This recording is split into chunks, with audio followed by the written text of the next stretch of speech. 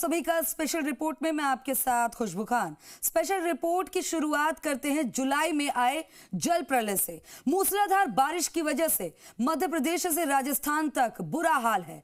हर तरफ सैलाब तांडव मचा रहा है और लहरें बेकाबू होकर नदी नालों की सीमा तोड़कर गांव और शहरों में दाखिल हो चुकी हैं, जिससे इंसानी बस्ती में हाहाकार मचा हुआ है। दिखाएंगे रिपोर्ट में।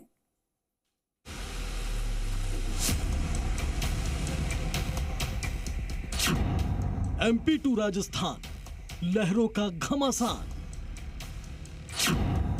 नदी नालों में उफान, मुश्किल में फंसी जान।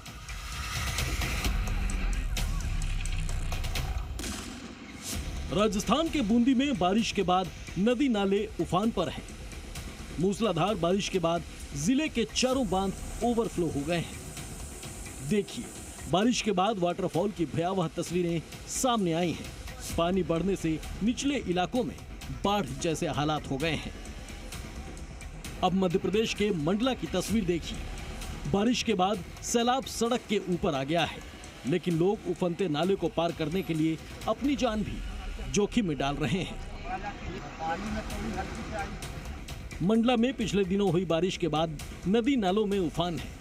नर्मदा नदी का जलस्तर बढ़ने से घाटों पर बने मंदिर पूरी तरह डूब चुके हैं।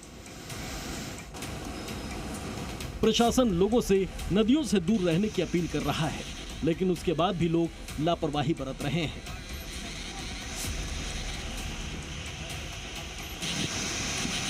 उधर पन्ना में बारिश के बाद बृहस्पति कुंड अपने पूरे शबाब पर है।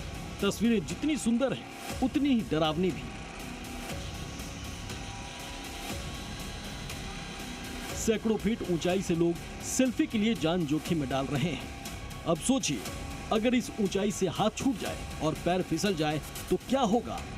बृहस्पति कुंड अपनी प्राकृतिक सुंदरता के लिए जाना जाता है, लेकिन यहाँ ऐसे खतरनाक स्टंट करना जानलेवा साबित हो सकता है।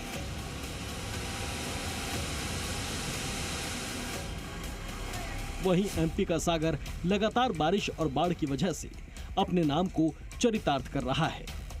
चारों तरफ पानी ही पानी नजर आ रहा है, जिसके चलते सागर के स्कूल जल महल बन गए।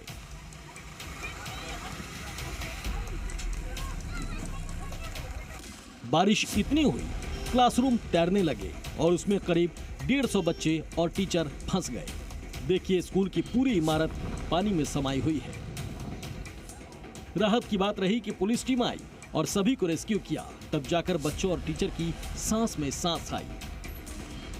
अब देखिए नर्मदा नदी का रौद्र रूप। तस्वीरें नरसिंहपुर की हैं, जहां घाटों पर हर तरफ उफनती हुई लहरें नजर आ रही हैं।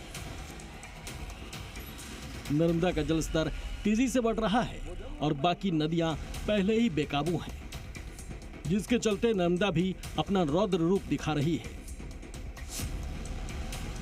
पुलिस की टीमें घाटों पर तैनात है और लोगों को नदी से दूर रहने की चेतावनी दी जा रही है, ताकि किसी तरह का हादसा न हो। ब्यूरो रिपोर्ट, जी मीडिया।